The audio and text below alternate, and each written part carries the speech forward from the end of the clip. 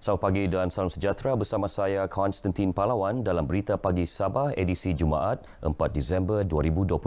Kerajaan negeri bersetuju untuk menerima pakai keputusan sekatan kemasukan ke Malaysia oleh warga negara Malaysia dan warga asing sepanjang tempoh Perintah Kawalan Pergerakan PKP bagi membendung penularan COVID-19.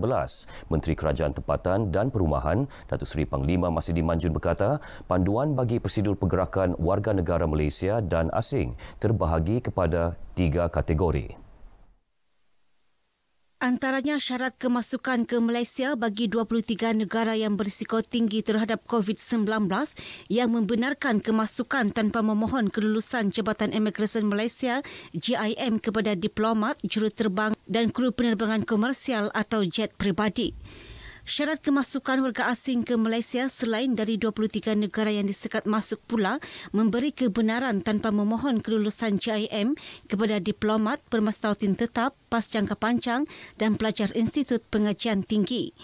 Bagi prosedur keluar negara bagi warga negara Malaysia pula membenarkan tanpa memohon kelulusan JIM kepada diplomat dan petugas kedutaan Malaysia yang ingin bertugas di luar negara termasuk tanggungan masing-masing, pelajar yang menyambung pengajian dan mendapat tawaran beserta tanggungan, pelajar yang mengambil peperiksaan, pemegang pas jangka panjang di luar negara, bekerja dengan syarikat petroleum dan syarikat perkapalan, baru mendapat tawaran kerja serta mengiringi anak untuk belajar.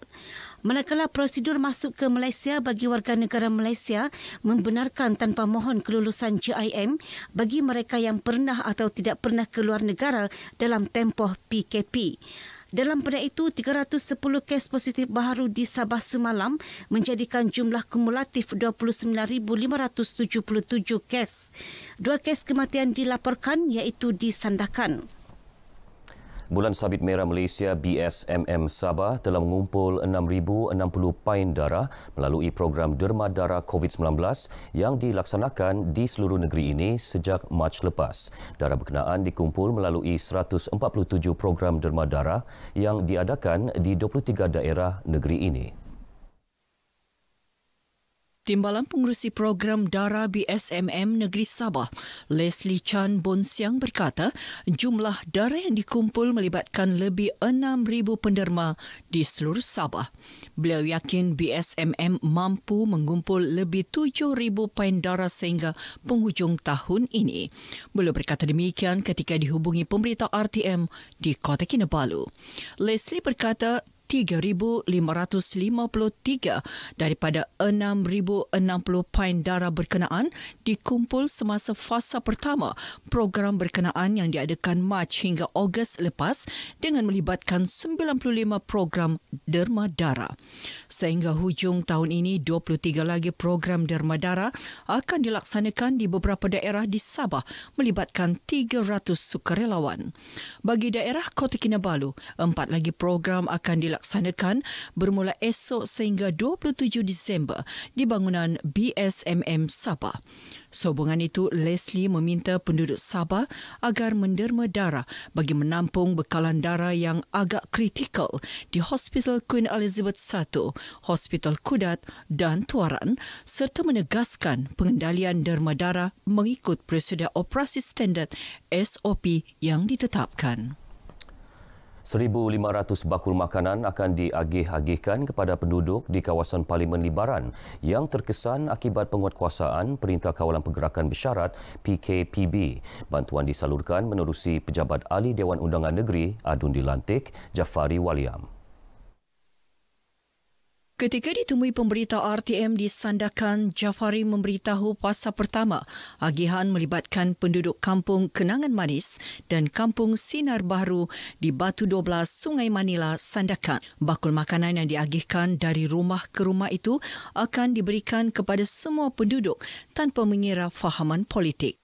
Kalau mungkin ada terlepas pandang daripada kami, pihak kami, saya minta mungkin boleh datang ke pejabat saya atau berhubung dengan setiausaha saya untuk mendapatkan bakul makanan. Kita tidak mau macam ada 180, kita bagi dalam 100 buah rumah.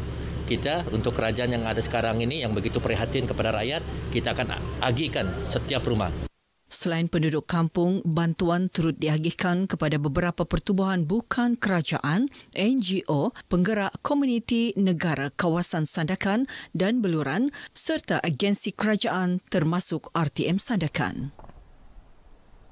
Bekas juara Bina Badan Mr. Malaysia Justin Sompong yang dilaporkan tidak sihat diziarahi Menteri Belia dan Sukan Sabah Datuk Elron Angin di kediamannya di Papar.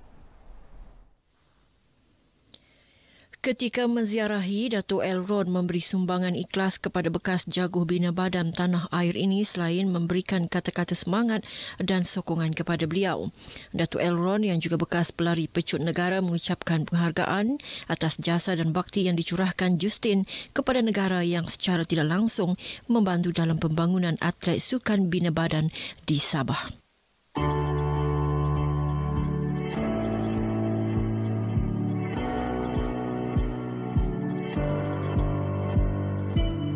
Harapan saya dalam bajet harapan 2021 ini agar dapat memberikan insentif menarik terutama sekali kepada kepada kaum wanita. Sebagai contoh, memberikan insentif RM500 bagi kaum wanita menjaga kecantikan dan juga keterampilan diri.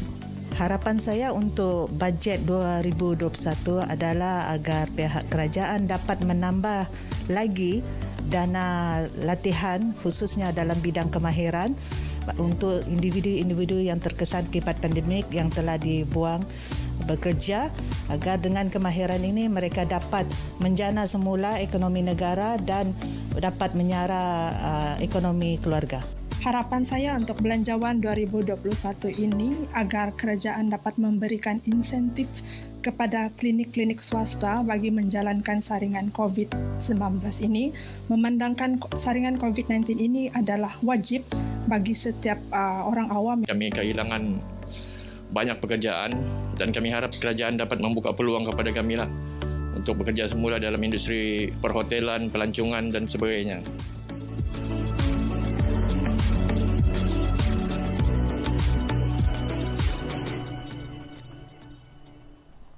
Penjawat awam perlu memainkan peranan lebih aktif dan agresif membantu usaha membasmi rasuah dalam kalangan anggota perkhidmatan awam. Selain itu, penjawat awam juga perlu bertindak sebagai agen basmi rasuah dengan tampil melaporkan individu yang cuba memberi rasuah serta melaporkan perbuatan rasuah dalam jabatan.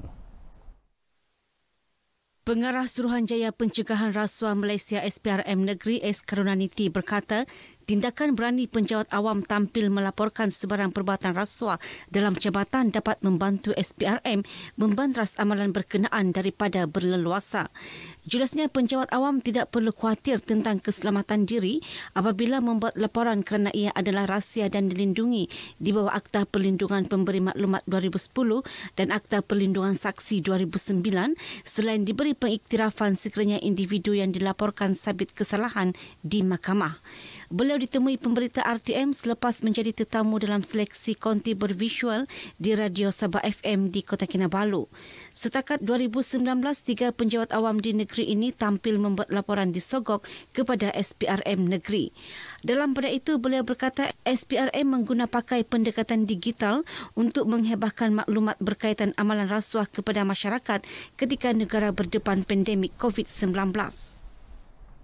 Langkah-langkah pemuliharaan tapak warisan dunia Taman Kinabalu amat penting bagi mengekalkan status Taman Kinabalu sebagai kawasan terlindung warisan dunia.